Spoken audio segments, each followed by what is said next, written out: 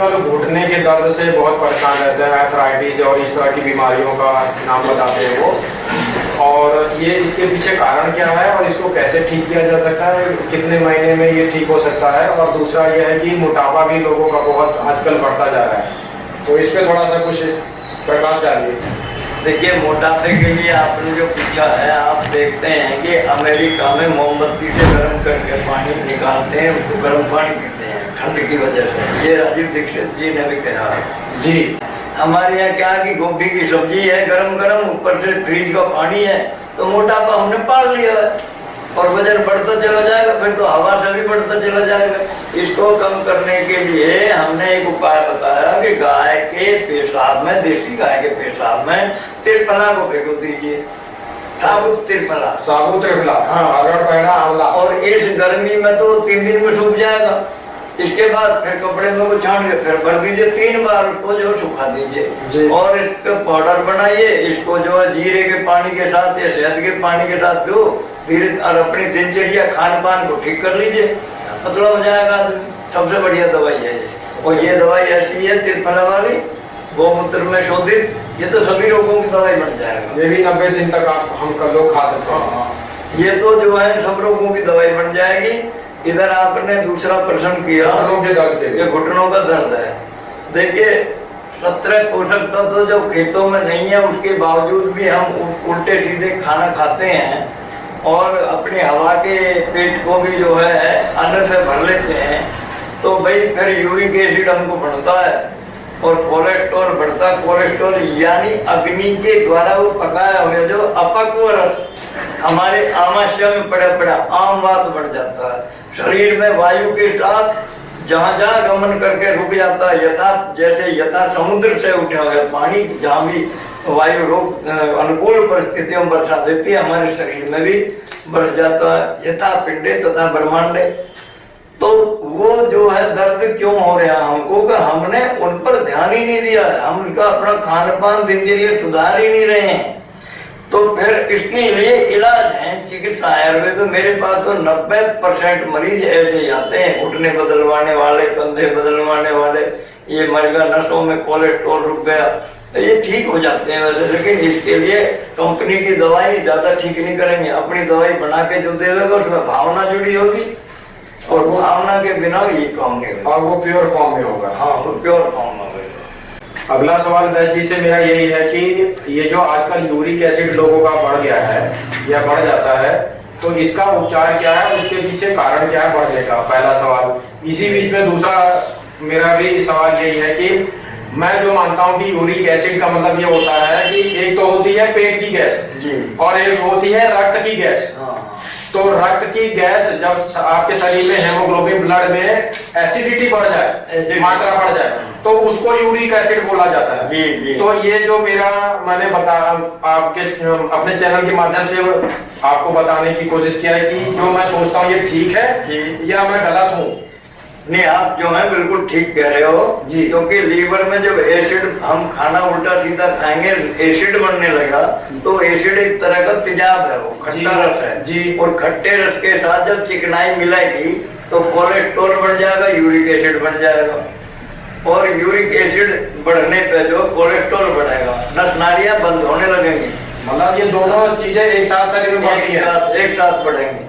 जब भी होगा, अगर यूरिक एसिड बढ़ा तो कोलेस्ट्रॉल होगा, कोलेस्ट्रॉल होगा तो यूरिक एसिड होगा। इसलिए सबसे पहले हमको आहार दो सत्व शुद्धो ध्रुवा स्मृति, आहार की शुद्धि करनी पड़ेगी, दिनचर्या सुधारनी पड़ेगी और इसके लिए गिलोय, मुलेठी और आंवला, इनको मिला के और काली मिर्च थोड़ी सी इसमें मिला के इसको लेते रहें तो ये फैटी लीवर को ठीक कर देती है, फिर यूरिक एसिड वगैरह कुछ नहीं बढ़ता। गिलोय, मुलेठी, आंवला ये कितनी मात्रा लेनी होगी? गिलोय, मुलेठी, आंवला समान मात्रा ले लो, 100 ग्राम। हाँ, और 20-25 ग्राम काली मिर्च मिला लो और इनका पाउडर बना के निरंतर ताजे पानी से लेते रहो तो आपकी बहुत सारी बीमारियों को खत्म कर देगा। अभी मैं आपको बतलाऊं कि आपने मेरे से प्रश्न किया था कि भाई ये जो अभी कोरोना आया था, तो कोरोना के लिए मैं एक अपना पत्र लेकर के अपने डीएम साहब के पास गया था, तो फिर मुझे समाज कल्याण अधिकारी मिल गए। उन्होंने कहा भाई तुम अपनी मोहर मारो इस पर, तब हम इसको इंटरनेट पर भेजेंगे। तो मैंने मोहर मारी, मैंने कहा कि भाई आग के पौधे पे किसी ने रिसर्च नहीं की है। आग के 7 पत्ते लिए और हल्दी 2 चम्मच ली और उसमें काली मिर्च 20 ग्राम ली, पीस करके गोली बनाई।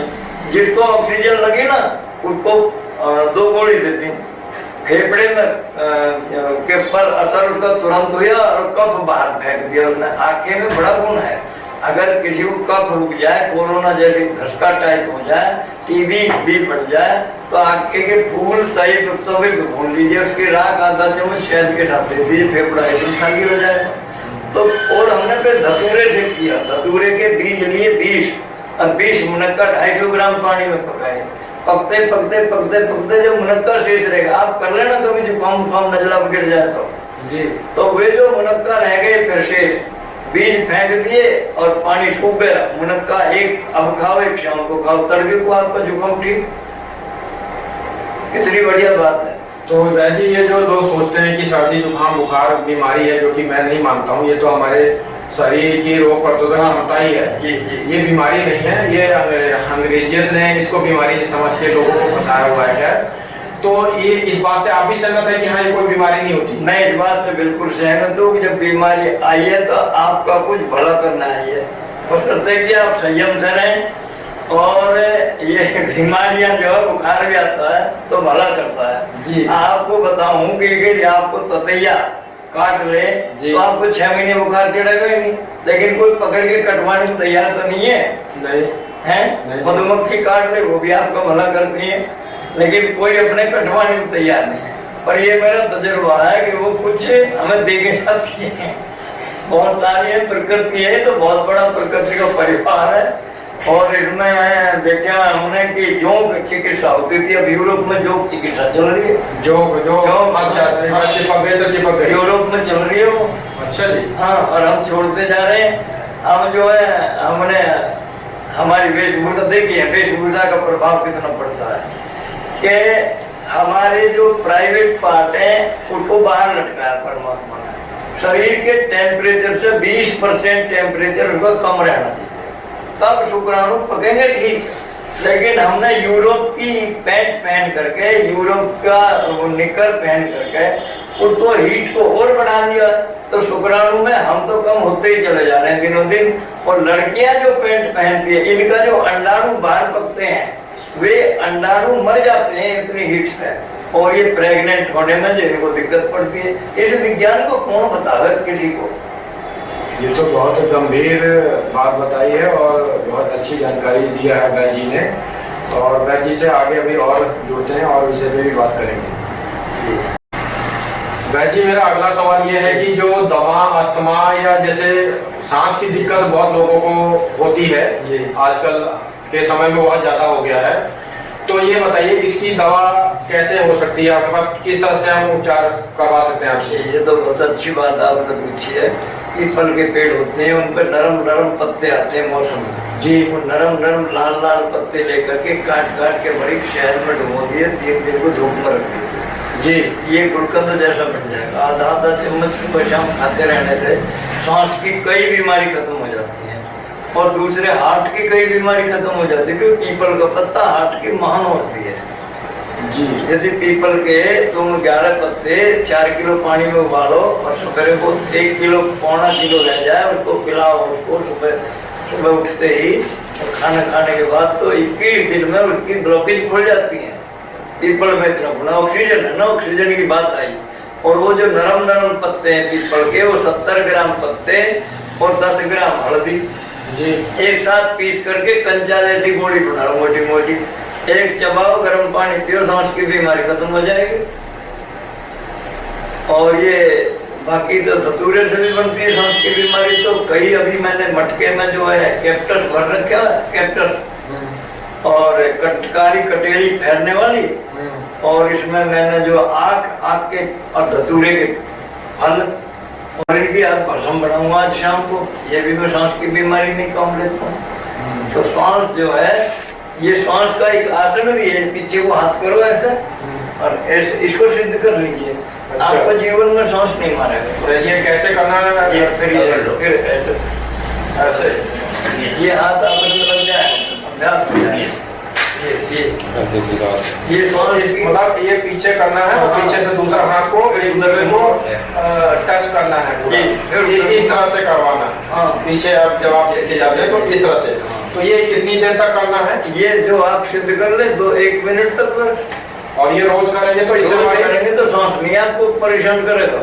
और दूसरा इससे और भी कुछ फायदा है? और भी अनेक फायदे हैं। जैसे फेफड़े जब आपके पवित्र होंगे तो आगे की सप्लाई भी तो पवित्र होगी। कितनी या जैसे सांस है कि हमने कहा कि बाजरे को एक मिट्टी की कुल्हिया में लेकर के आके के दूध में भिगो के ऊपर से बंद करके रात को भस्म बना दीजिए रात्रि में, और उसको थोड़ा थोड़ा शहद के साथ चाटने से सांस की बीमारी खत्म हो जाती है। जैसे आए दिन लोगों को कैल्शियम की कमी हो रही है, और इसमें यही है कि हम चूना, जो राजीव दीक्षित जी बताए हुए हैं, चूना बहुत कम समय में कैल्शियम शरीर में लेके आ सकता है, लेकिन जो पथरी वाले हैं उनको चूना नहीं लेना है। तो अभी ये मेरा सवाल है कि ये कैल्शियम का उपचार आपके पास क्या है, और पथरी जैसे हो गया है तो उससे कैसे बाहर निकल सकते हैं? जैसे मैं गठिया पाए का इलाज करता हूँ। अच्छा जी। तो 40-50 ग्राम चावल रात में भिगो दीजिए।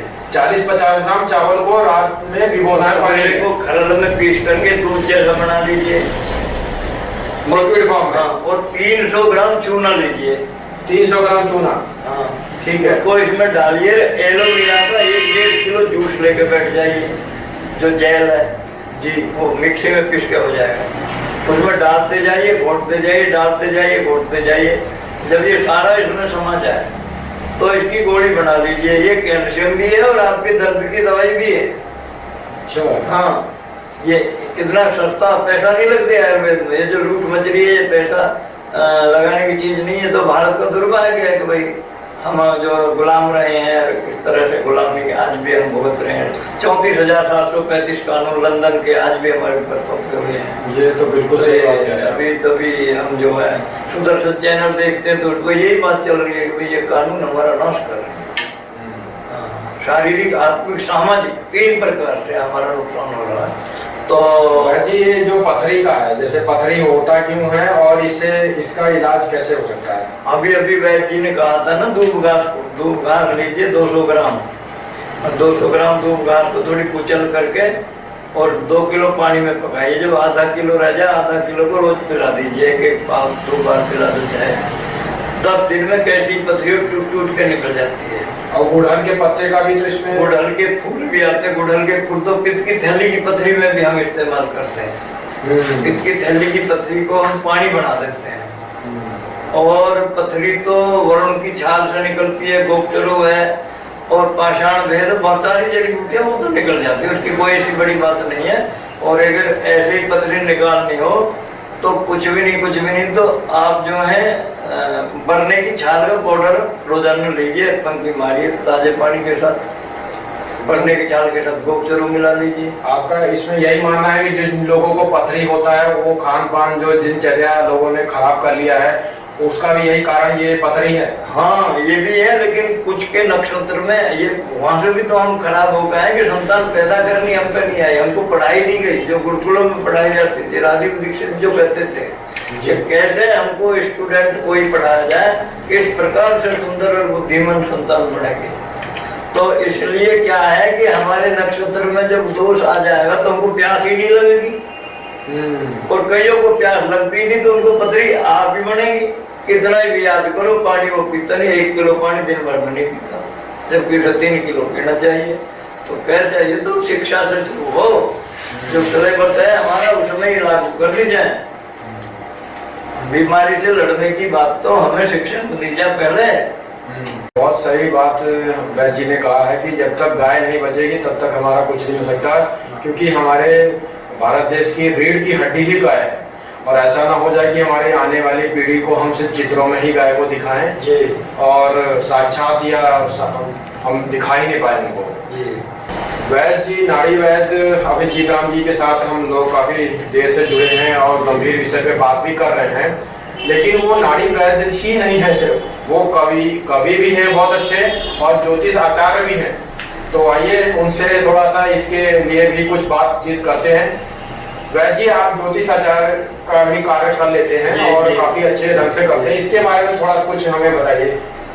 देखिए भाई, आपने बड़ा अच्छा सवाल किया है कि हमारा जो शरीर है नक्षत्रों से जुड़ा हुआ है और नक्षत्रों के अनुसार हमने जन्म लिया नहीं है। हमको संतान बनानी भी नहीं आती नक्षत्रों के हिसाब से। इसलिए हमारा यदि सूर्य उच्च के भाव में होगा तो पक्की सी बात है उसका खून गाढ़ा हो जाएगा और डिप्रेशन भी हो सकता है। तो उसके लिए हमें प्रोटीन देना पड़ेगा, कार्बोहाइड्रेट बढ़ जाएगा, प्रोटीन कम हो जाएगा। प्रोटीन चंद्रमा से बनता है। अच्छा जी, प्रोटीन हाँ। चंद्रमा जी से बनता है। हाँ, और सूर्य की किरणें जब इन नक्षत्रों से होती है चंद्रमा के ऊपर गई तो चंद्रमा मन का देवता है, जल का देवता, वनस्पतियों का देवता है। जो बच्चे पैदा होते हैं चंद्रमा के हिसाब से हो रहे हैं। उन्नति को कैसे उनको रजस्वला होती है वनस्पतियां, सब जीव जंतु और औरतें भी, तो उसका बड़ा गहरा प्रभाव है। सागर को उठा के बंदरगाह पर लगा देता है तो हमारे 75% जल पर उसका क्या प्रभाव पड़ेगा, वनस्पति जो पैदा कर रहे हैं उस पर क्या प्रभाव पड़ेगा। जी, मैं अब ये आखिरी जो कुछ पल बचे हुए आपके साथ मैं बैठा हूँ, मैं बहुत आज भाग्यशाली हूँ कि आप जैसे वैद्यों के संपर्क में हूँ मैं। मेरा ये आखिरी में सवाल यही है कि आप इस जो सब्सक्राइबर हमारे चैनल पे हैं या जो माताएं बहनें हैं, जनता है या जो भी इस वीडियो को देख रहे हैं घर बैठे, कुछ कम शब्दों में और आप क्या संदेश देना चाहते हैं उनको? हाँ, ये आपने बहुत अच्छी बात कही है, क्योंकि मैं जो हूँ मैं दूसरों के लिए अपना जीवन देता चला आया। मैं जो हूँ चाहता हूँ कि जितने भी कोई कहीं वैद्य बनना चाहता हो तो मैं उसे फ्री में निःशुल्क वैद्य बनाऊंगा, निःशुल्क हड्डी जोड़ना सिखाऊंगा, निःशुल्क सांप से कटे हुए को ठीक करना सिखाऊंगा, निःशुल्क पोलियो के सूखे हुए अंगों को ठीक करना सिखाऊंगा। और कोई भी रात बेरात में कभी भी मेरे से कोई भी सलाह ले सकता है, घर बैठे यहीं से मैं उसे सलाह दूंगा। वो अपनी बीमारी बता, मैं उसको और भी बताऊंगा, वो ठीक हो जाएगा। और सभी से मेरी ये निवेदन है कि जहरों की दवाइयाँ छोड़ करके वैसे तो हमारे यहाँ एक आयोग बैठा था, आयोग ने कहा था 2020 के बाद एलोपैथी की सभी दवा फ्लॉप हो जाएंगी और अब हो भी रही है फ्लॉप। आपने देखा होगा कि कोरोना के समय एक देसी दवा थी क्लोरोक्वीन, एक तो क्लोरोडुमडुम का पौधा है, हैज में हैज लगाते हैं कई लोग, और दूसरा कुनैन का पौधा, उसके साल्टों से दुनिया ठीक हुई थी। लेकिन जो के अग्रवाल जैसे 2 वैक्सीन लगा के मर गए। मैंने बहुत कहा कि भाई धतूरे में आग में कोरोना से लड़ने की बड़ी अच्छी पावर है, भारत की जड़ी बूटियों में, औषधियों में। आप इनमें रुचि रखें, रसोई और आयुर्वेद को साथ साथ लेके चलें। और रसोई में ही आयुर्वेद है, आयुर्वेद में रसोई है। अगर रसोई ने साथ नहीं दिया तो हमारी दवा काम नहीं करेंगे, हम फेल हो जाएंगे। क्योंकि जैसे रात में मूली खाएंगे, रात में दही खाएंगे, तो ये परंपरा हमारी बुजुर्ग औरतों ने बताई थी कि सवेरे को मूली कंदमूल है, दोपहर को मूली मूली है, शाम को मूली जहर चढ़े रोग की सूली है। और या तो सवेरे को दूध पीवे पहलवान या किसान, या फिर जो है नहीं पीना चाहिए, गैस बनेगी, हजम नहीं होगा, खाना नहीं खाओगे ठीक से, इसलिए रात में दूध पीजिए। और भोजन की कितनी देर के बाद दूध पीना चाहिए? भोजन के कम से कम 1 घंटे बाद दूध पीजिए, भोजन के बीच में पानी पीजिए। क्योंकि हमारे यहाँ एक परंपरा रही, मेहमान के पास पहले गिलास भर के रख देते हैं। क्यों रखते हैं? क्योंकि बीच बीच में घूंट के पीना, उसके बाद मत पीजिए इतना पानी। ये भी एक गलत परंपरा हमारे यहाँ आ रही है। और रसों में आप कड़वा, कसेला, चरपरा, मीठा, अम्ल और लवण, कड़वा कसेला खा नहीं रहे। जितनी भी दवाइयाँ सब कड़वी ही कसेली हैं। पहले नीम के पेड़ों के नीचे रहते थे, पीतल के बर्तन में खाते थे, तो क्यों शुगर हो जाती? ये तो हमने सब मोल खरीद लिए शुगर वगैरह। आप सावधान रहिए, हमारे जो है जितने हम जिंदे हैं हमारी सलाह लेते रहिए, फ्री में सलाह मिलेगी आपको, निःशुल्क। तो वैद्य जी, आप अगर जैसे मान लीजिए मैं ही सीखना चाहता हूँ कि मैं नाड़ी की जो ये कला है, हाँ। आपसे सीखना चाहता हूँ, तो आपको क्या आपका मतलब तजुर्बा है कि एक व्यक्ति अगर नाड़ी वैद्य बनना चाहता है, सीखना चाहता है, तो उसको कितना समय लग सकता है? देखिए, ये अपनी रुचि के ऊपर बात है। आप रुचि रखेंगे तो जब मैंने आपको थोड़ा निर्देश दिया, थोड़ा ज्ञान दिया, तो आप फिर देखेंगे कि जैसे मेरे को जुकाम में नाड़ी बोल रही है, दूसरे को भी ऐसी बोल रही है, तो जुकाम में इसको बुखार में कितनी तेज नाड़ी को घड़ी से देख लीजिए, घड़ी से मिलान करिए, अगर वो 72 से कम चल रही है तो लो है ब्लड प्रेशर, और 72 से ज्यादा चल रही है तो हाई है। ऐसे ही आप हाथ से देख सकते हैं नाप कर। तो ये रुचि से आती है, ये निरी बताने से नहीं आती, किताब पढ़ने तो आती है। ये जो भाई जी मुझे बताइए कि हाई ब्लड प्रेशर जैसे एक बीमारी अभी हाल फिलहाल बहुत लोगों को हो रहा है, किसी का लो ब्लड प्रेशर भी होता है, तो मुझे आप ये बता सकते हैं कि ये इसका कारण क्या है और इसका इलाज क्या है? इसका कारण ये है कि आप देखिए, ये रईस आदमी कोई क्यों होता है, गरीबों को क्यों नहीं आता हाई ब्लड प्रेशर? जी बिल्कुल सही बात है। उनको जो है, जब जितना भी अनैतिक कार्य करोगे और आपकी भय लज्जा और शंका हो जाएगी आपको, तो आपके सांस जो है बढ़ेंगे, धड़कने बढ़ेंगे, और तो धीरे धीरे धड़कने बढ़ने लगेगी। ईमानदारी के काम करने वाले को कभी हाई ब्लड प्रेशर नहीं होता भाई मेरे। और हो जाए किसी गलती से तो उसकी दवा है, मुल्तानी का पानी पी लो और धान की खीर का पानी पी लो रात को भिगो के। अब रईस आदमी को होता तो रईस आदमी को नहीं होगा तो ये बैठ तो ढाली बैठ जाएंगे, लेकिन रईस आदमी को तो होनी चाहिए तकलीफ। कोरोना में यही तो ज्यादा मरे। तो दान करना चाहिए, दान। अगर दान का पैसा ये रोकते हैं, है ना, दान का पैसा खर्च नहीं करते, गायों को चारा नहीं देते हैं, गौशाला में जो चारा देता रहेगा निरंतर, पक्षियों को दाना डालता रहेगा, समझिए तो आध्यात्मिक को काहे को होगा ब्लड प्रेशर? ब्लड प्रेशर तो पाया 2 नंबर का पैसा चुका गया। ठीक है।